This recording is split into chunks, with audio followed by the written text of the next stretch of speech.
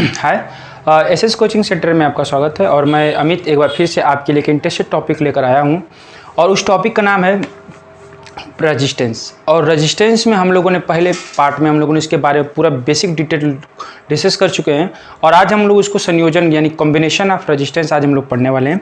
तो इस टॉपिक में हम लोग रेजिस्टेंस को कैसे जोड़ा जाता है, अगर उसका जोड़ा जाता है तो हमको टोटल रेजिस्टेंस कितना मिलता है, इस चीज़ों को हम लोग पढ़ेंगे। और जो फर्स्ट पार्ट का वीडियो जो लोग नहीं देखे हैं उसका मैं लिंक आपको डिस्क्रिप्शन में दे दूंगा, आप लोग वहाँ जाकर फर्स्ट पहले पार्ट देखिएगा, उसके बाद ही ये पार्ट आपको समझ में आएगा।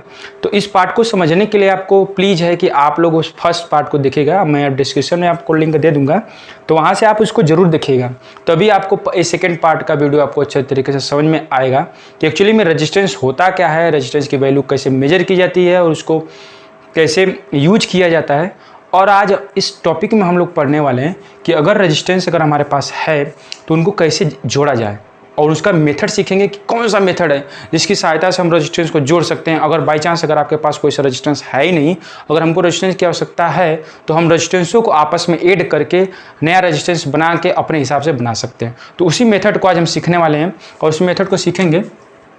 और सबसे पहले जो लोग इस चैनल को नए आए हुए हैं, चैनल को सब्सक्राइब जरूर कीजिए, ताकि आपको इसी तरह से इंटरेस्टिंग फैक्ट आपको मिलती रहे, आपको सारी चीज़ का सोल्यूशन, ठीक है। और मेरा एप्लीकेशन आपको एसएस कोचिंग सेंटर में आपको प्ले स्टोर से डाउनलोड कर सकते हैं। वहाँ पे आप क्लास 6 से लेकर के क्लास 12 तक आपको फ्री नोट्स, पीडीएफ और टेस्ट फ्री आपको वहाँ पे अवेलेबल है।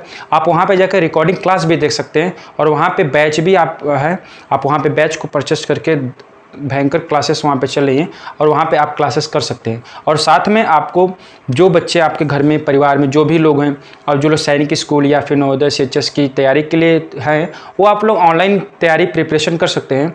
आपको वहाँ पे कोर्सेस के साथ साथ नोट्स, फ्री टेस्ट की भी फैसिलिटी, जो आपके एग्जाम पैटर्न से रिलेटेड ही टेस्ट फ्री आपको ऑनलाइन मिल जाएंगे वहाँ पे। तो चैनल को सब्सक्राइब जरूर कीजिए। आज हम आप लोगों ने डिस्कस करना चालू करते हैं। किसी भी चीज़ को करने के लिए 3 मेथड होता है। पहले सीरीज होता है, सेकेंड हमारा होता है पैरेलल, थर्ड इज होता है मिक्स्ड, ठीक है। 3 मेथड की सहायता से हम लोग क्या कर सकते हैं, किसी भी सीरीज को ऐड कर सकते हैं। क्या कर सकते हैं, ऐड कर सकते हैं। सीरीज का मतलब ये होता है कि सपोज दैट मान लेते हैं कि अगर हम यहाँ पे खड़े हैं और हमारा हाथ कोई और पकड़ा हुआ है, और ये वाला हाथ हमारा और कोई पकड़ा है, फिर उस बंदे का कोई और हाथ पकड़ा होगा, फिर उस बंदे का कोई और पकड़ा होगा, यानी इसी तरीके से एक एक हाथ पकड़ के अगर कोई जाता है तो इस तरह की श्रेणी को हम लोग कहते हैं सीरीज। जब अगर चित्र बनाते हैं, जैसे मान लेते हैं एक आदमी यहाँ पे खड़ा है, इसका हैंड यहाँ पे है, और एक आदमी यहाँ पे खड़ा है, इसका हैंड यहाँ पे, एक आदमी यहाँ पे स्टैंड है और इसका हैंड है यहाँ। देख रहे हैं, ये दोनों मिल करके एक एक लोग अपना मिल करके यहाँ पे एक सीरीज बना रहे हैं, श्रेणी बना रहे हैं। तो इस तरह की सीरीज, इस तरह की जो क्रम बनता है उसे क्या बोलते हैं, श्रेणी क्रम। क्या कहते हैं, श्रेणी क्रम। सेकंड होता है हमारा पैरेलल। सपोज दैट एक आदमी यहाँ पे है और एक इसके फ्रंट में एक ठीक आदमी खड़ा हुआ है, तो इसका मतलब है कि इसका अगर हाथ और इसका हाथ आपस में दोनों खड़ा करके हैं, तो इसका मतलब कौन सा श्रेणी हो गया, ये पैरेलल में हो गया। क्या हो गया, पैरेलल में। और मिश्रण का मिश्रित यानी कि मिक्स्ड क्रम का मतलब ये होता है कि इसमें सीरीज भी होगा और इसमें पैरेलल भी होगा, यानी कि दोनों को मिला करके जो हम लोग रेजिस्टेंस को कंबाइंड किया जाता है उनको हम लोग कहते हैं मिक्स्ड कॉम्बिनेशन। क्या कहते हैं, मिक्स्ड कॉम्बिनेशन। तो आज हम लोग एक एक को देख कर एक एक श्रेणी क्रम यानी श्रेणी क्रम हो गया, समांतर क्रम, इसको तीनों को स्टडी करेंगे कि एक्चुअली में तीनों को अगर रेट किया जाता है तो हमको रिजल्टेंट यानी कि टोटल रेजिस्टेंस कितना मिलता है, ठीक है। तो फर्स्ट हम देखेंगे सीरीज कॉम्बिनेशन।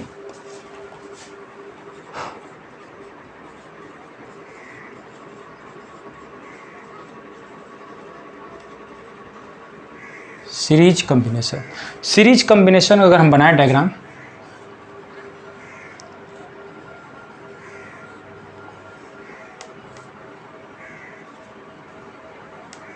ये R1 हो गया, R2 हो गया, और क्या हो गया, R3, ठीक है। R1 और R2 और क्या हो गया, R3। अगर हम यहाँ पे एक पावर सोर्स से DC पावर सोर्स हमने इसको ऐड कर दिया, और V हो गया यहाँ पे पावर सोर्स, ठीक है। इससे निकलने वाली करंट कितनी होगी, I होगी।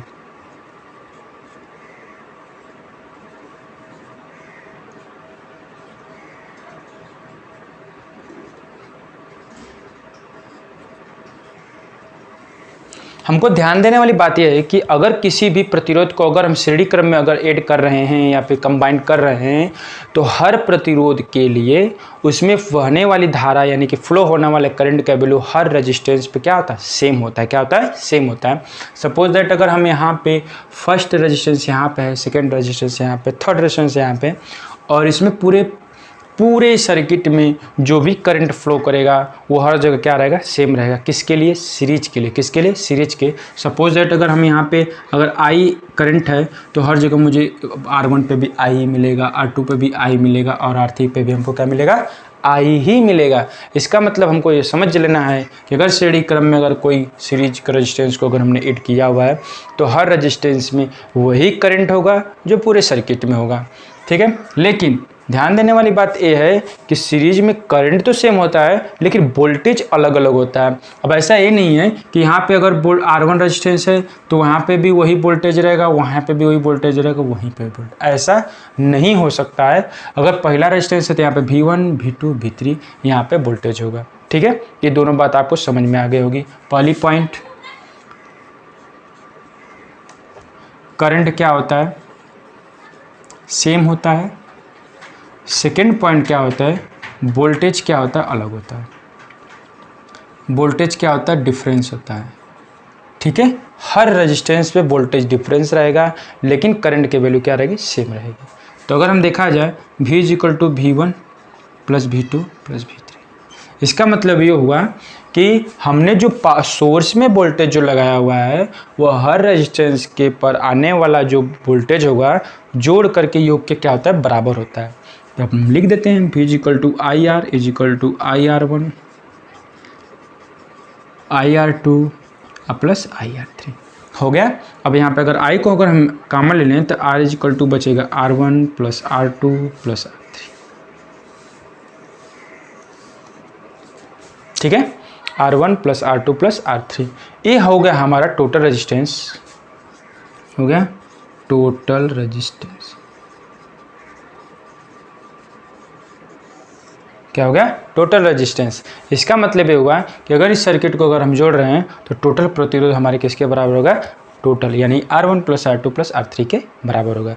इसको अगर एग्जाम्पल, ये फॉर्मूला आपको याद कर लेना है, डेरिवेशन। ठीक है, अगर हम इसको एग्जाम्पल के थ्रू देखा जाए, मान लेते हैं 3 प्रतिरोध है,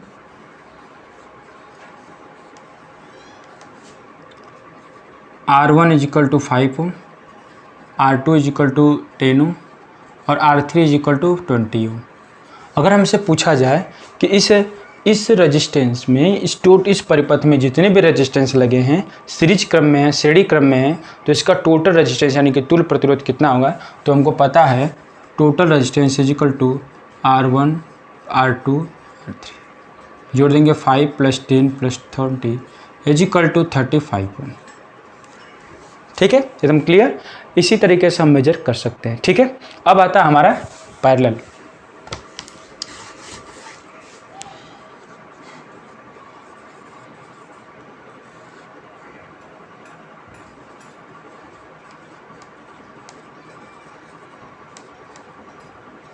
पैरेलल कॉम्बिनेशन।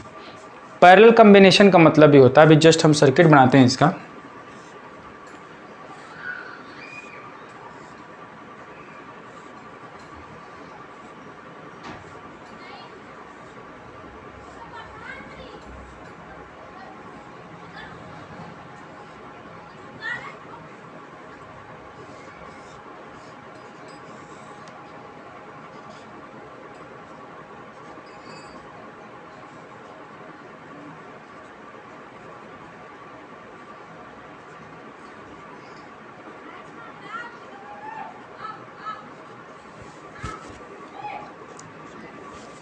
ठीक है, पैरेलल में जो हमने सीरीज में पढ़ा है उसका ठीक अपोजिट हो जाएगा। पैरेलल में फर्स्ट नियम हमको याद रखना है कि पैरेलल में सभी वो जगह वोल्टेज क्या होता है, सेम होता है। वोल्टेज क्या होता है, सेम होता है, लेकिन सेकेंड पॉइंट में करंट क्या होता है, अलग अलग होता है। क्या होता है, अलग अलग होता है। हर रेजिस्टेंस पे वोल्टेज आपको तो सेम मिलेगा, लेकिन करंट हर रेजिस्टेंस के अकॉर्डिंग क्या रहेगा, आपको अलग अलग मिलेगा। यहाँ पे अगर I करंट अगर परिपथ में जा रही है तो हर रेजिस्टेंस में I1, I2 और I3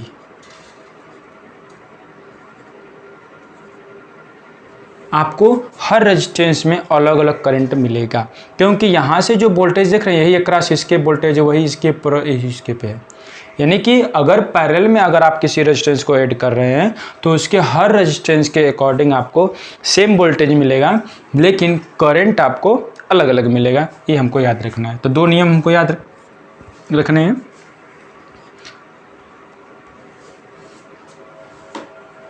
ठीक है, तो इसका मतलब ये हो गया कि परिपथ में जितना भी करंट होगा इन तीनों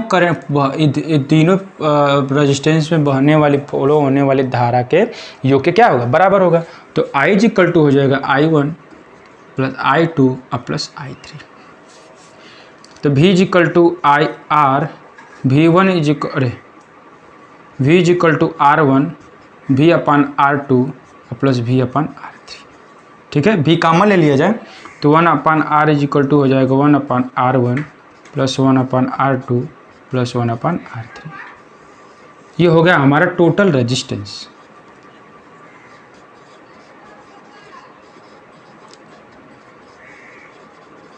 ये क्या हो गया हमारा टोटल रेजिस्टेंस। क्या हो गया, टोटल रेजिस्टेंस। इसका मतलब ये होगा कि अगर सीरीज में रहेगा तो डायरेक्टली जोड़ दिया जाएगा, और अगर हमको पैरेलल मिलेगा तो उसको फ्रैक्शन रूप में याद करना है। 1 upon R is equal to total resistance is equal to 1 upon R1 plus 1 upon R2 plus 1 upon R3। ठीक है, एक एग्जाम्पल के थ्रू इसको हम लोग समझ लेते हैं।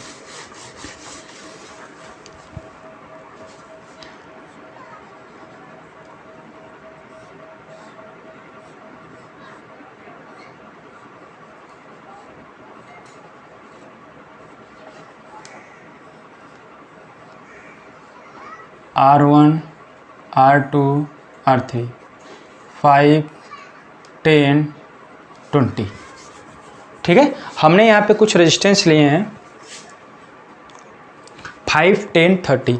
अगर हमको इसका टोटल रेजिस्टेंस निकालना है तो निकालेंगे, फॉर्मूला लिखेंगे 1 upon R2 is equal to 1 upon R1 plus 1 upon R2 plus 1 upon R3, 1 upon 5 plus 1 upon 10 plus 1 upon 20। हो गया। अब क्या करेंगे, हम इनको दोनों को क्या करना है, ऐड कर देना है। क्या कर देना है, ऐड करना है। अब ऐड करने का तरीका या तो नीचे से आप लोग एलसीएम ले लीजिए या फिर ऐसे ऐड कर लीजिए। तो एलसीएम ले लें अगर 20, 10 और 5 का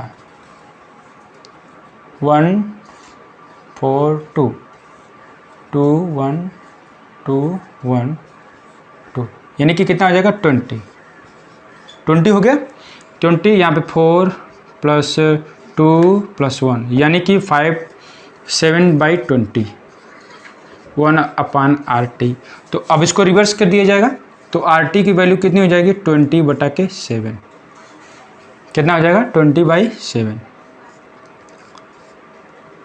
इतना हमारा कितना आ जाएगा ओम, 20/7 ओम हमारा यहाँ पे आ जाएगा। कितना आ जाएगा 20/7 ओम। तो आप देख रहे हैं कि सीरीज में और पैरेलल दोनों में कितना बहुत ज़्यादा फर्क हुआ। हमने वही रेजिस्टेंस हमने लिया था किसमें, सीरीज में, तो वहाँ पे 35 ओम आया था, और वही हमने रेजिस्टेंस अगर पैरेलल में जोड़ दिया तो इसकी वैल्यू लगभग में 2.98 ओम आएगी, लगभग में 3 ओम आएगी। तो आप समझ रहे हैं 35 और 3, तो यानी कि बहुत ज़्यादा डिफरेंस है। बात समझ में आ रही है ना। तो इसी तरीके से हम लोग अपने आवश्यकता के अनुसार सीरीज में या फिर सीढ़ी क्रम में जोड़ करके रेजिस्टेंस की वैल्यू को हम लोग क्या कर सकते हैं, मेजर कर सकते हैं। ठीक है, अब लास्ट में आता है हमारा मिक्स्ड कॉम्बिनेशन।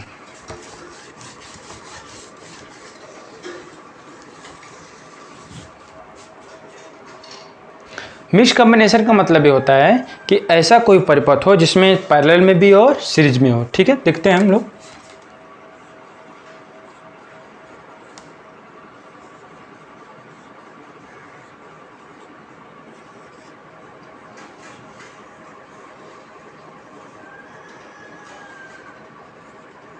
ठीक है, 4 रेजिस्टेंस है यहाँ पे, हमने 4 और रेजिस्टेंस को लिया हुआ है। ठीक है, 4 ले रहे हैं और हमने यहाँ पे 4 रेजिस्टेंस देख रहे हैं, 2 सीरीज में और ये भी सीरीज में है और ये आपस में क्या हो जाएगा पैरेलल, यानी कि सीरीज का भी कॉम्बिनेशन है और इसमें पैरेलल कॉम्बिनेशन है। तब हम लोग यहाँ पे टोटल रेजिस्टेंस निकालेंगे कि कितना आता है। ठीक है, निकाल लेते हैं। तो अगर हम यहाँ पे नोड ए लिख दें, यहाँ पे नोड कितना हो गया बी, नोड ए और नोड बी। ठीक है, तो अभी अगर हम यहाँ, ठीक है, तो अब यहाँ पे मिश्रण में अगर हमने लिया तो मान लेते कि R1 इक्वल टू 2 ओम हो गया, R2 इक्वल टू 2 ओम हो गया, R3 इक्वल टू, मैंने सबके लिए अलग ना लेकर के मैंने सबका सेम वैल्यू ओम को ले लिया ताकि कैलकुलेशन में हमको आसान भी हो जाए और हम लोग इस चीज़ को समझ भी लेंगे। ठीक है, तो अगर हम इस चीज़ को देखें, R1 और R2 हमारा क्या है, सीरीज में है, और R3 R4 भी हमारा क्या है, सीरीज में है, और दोनों आपस में क्या होंगे, पैरेलल। तो देख लेते हैं R1 R2 इन सीरीज, किसमें, सीरीज में। तो अगर इन सीरीज में है तो टोटल इसको मान लेते हैं RC इज इक्वल टू कितना हो जाएगा, total resistance RT is equal to R1 plus R2। ठीक है, तो कितना हो जाएगा 2 + 2 मिलकर कितना हो जाएगा 4 ओम। हमने एक को जोड़ दिया, फिर इसी तरह इसको ऐड करते हैं R3 एंड R4, ये भी क्या है, सीरीज में है, तो इसका भी R टोटल कितना हो जाएगा 2 + 2 यानी कि 4 ओम। ठीक है, यानी कि 4 ओम का ये भी हो जाएगा 4। अब ये दोनों आपस में क्या आ जाएगा, फिर इसको पैरेलल कर देंगे, जोड़ते हैं।